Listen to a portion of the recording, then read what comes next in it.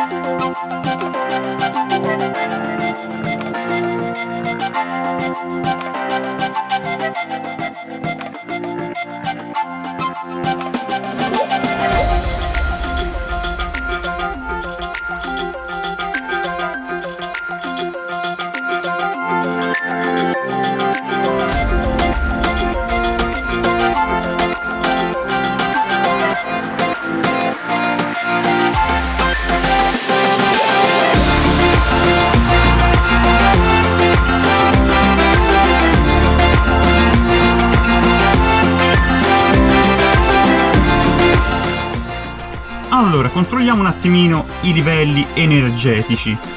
Batteria dei servizi perfettamente carica e batteria motore anche. Benissimo, allora, prima di visitare le miniere, ovviamente colazione.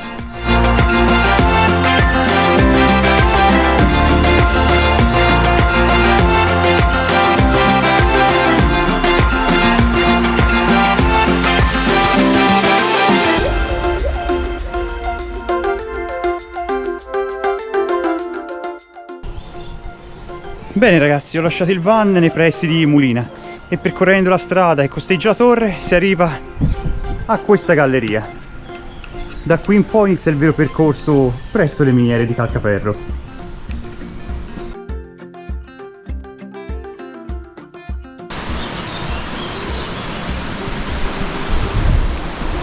Questa strada è probabile che un tempo fosse una vecchia mulattiera. Da qui scorre un fiume e potete anche notare un antico ponte che fa da contorno a tutto il luogo. Percorrendo il sentiero dopo il tunnel, da questa parte troviamo una vecchia teleferica che sale fino alla sua in cima dove c'è l'altra estremità.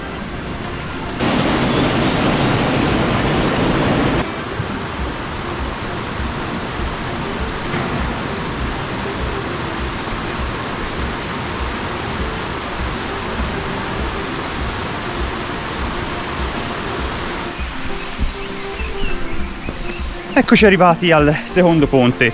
Da qui in poi si va dall'altra parte del torrente e lì troveremo vari edifici abbandonati, ruderi e resti di quelli che un tempo erano i macchinari usati nella miniera.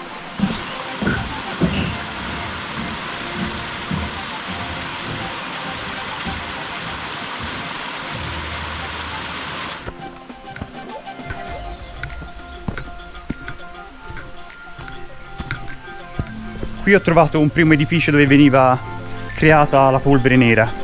Al suo interno ci sono ancora i resti delle botti e degli ingranaggi che venivano usati proprio per la produzione della polvere. Infatti i materiali venivano mescolati qui all'interno e si creava il composto. Il tutto veniva mosso da una ruota presente sul fiume. La forza dell'acqua faceva muovere la ruota e così anche gli ingranaggi che facevano girare le botti per mescolare gli ingredienti. Direi che è una cosa molto interessante da vedere. Da questa parte l'acqua veniva incanalata tramite un percorso. Alla fine del percorso, attraversando questo scivolo, l'acqua cadendo attivava altre ruote dei mulini. Queste ruote facevano girare gli ingranaggi e così facevano girare anche altre botti sempre per la produzione delle polveri. Da notare la grande quantità di edifici qui presenti. Ai suoi tempi credo sia stato un sito molto attivo. Da questa parte potete ritrovare nuovamente lo scivolo che vi ho fatto vedere prima. Sarebbe stato interessante vedere ai suoi tempi l'effettivo ciclo di produzione della polvere, tutti gli ingranaggi e i meccanismi che funzionavano. La trovo una cosa molto interessante. Però seguendo sempre per il percorso, da questa parte troviamo un edificio molto interessante. Vi faccio vedere perché. Al suo interno vi sono ancora i resti di quella che sembra una vecchia pressa, mentre da questa parte troviamo una vecchia macina. Devo dire che questo luogo ha veramente acceso la mia curiosità e il mio interesse. La quantità di macchinari ancora presente è sbalorditivo. Da questa parte vi è ancora una vecchia ruota. Chissà se c'era legata anche una puleggia per far girare altri componenti. Però lo trovo veramente fantastico tutto questo. Dietro di me è presente la pistoniera. Voglio farvi vedere perché veniva chiamata in questa maniera. Questo grande macchinario, tramite la forza, sollevava questi pestelli. Una volta in alto venivano risbattuti a terra e macinavano il materiale presente dentro queste conche. Ciò che però dava effettivamente questa forza era una grossa ruota che era presente sul fiume. Questa grossa ruota faceva muovere questo ingranaggio che a sua volta muoveva questo albero a camme e così appunto faceva sollevare le peste. Direi che vedere questo meccanismo conservato in queste condizioni tutt'oggi è veramente sbalorditivo. Questa cascata era ciò che dava forza ai meccanismi della pistoniera. Purtroppo la grossa ruota di legno che faceva girare gli ingranaggi è andata distrutta nel tempo, ma comunque si può capire perfettamente il funzionamento di questo macchinario.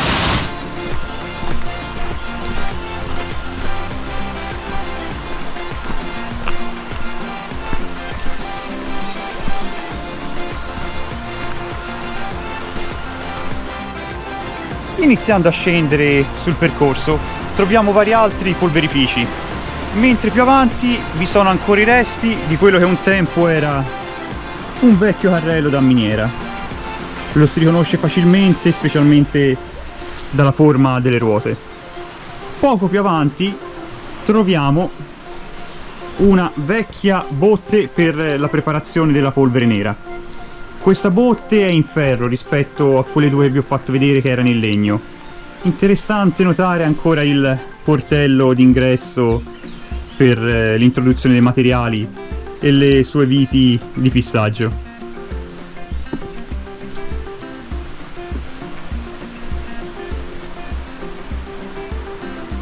Da questa parte vi è quella che sembra una vecchia pistoniera. Rispetto a quella che vi ho fatto vedere prima, questa è in condizioni pessime, infatti non si riesce a distinguere bene la sagoma e infatti non si vedono più nemmeno le peste in legno, però si riesce a riconoscere comunque i solchi scavati nella pietra. Interessante anche qui vedere i grossi ingranaggi che servivano al suo funzionamento.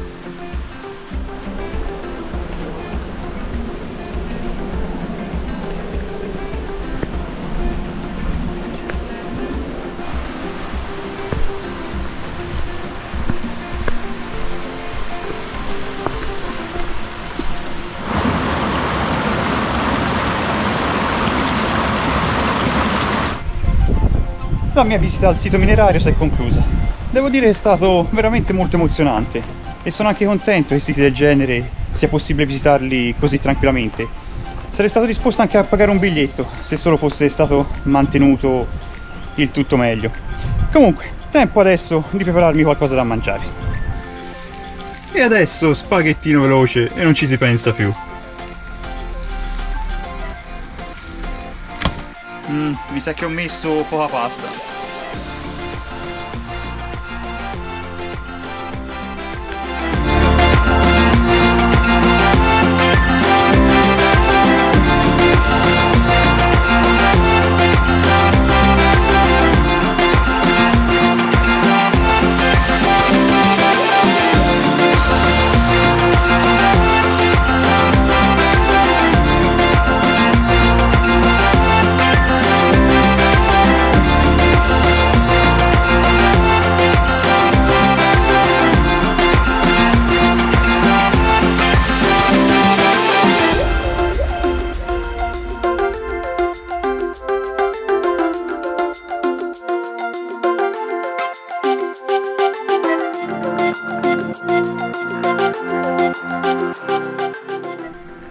E anche il pranzo è stato fatto.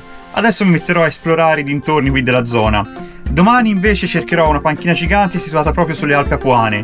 Mi raccomando, non mancate al prossimo video e noi come sempre ci vediamo alla prossima avventura.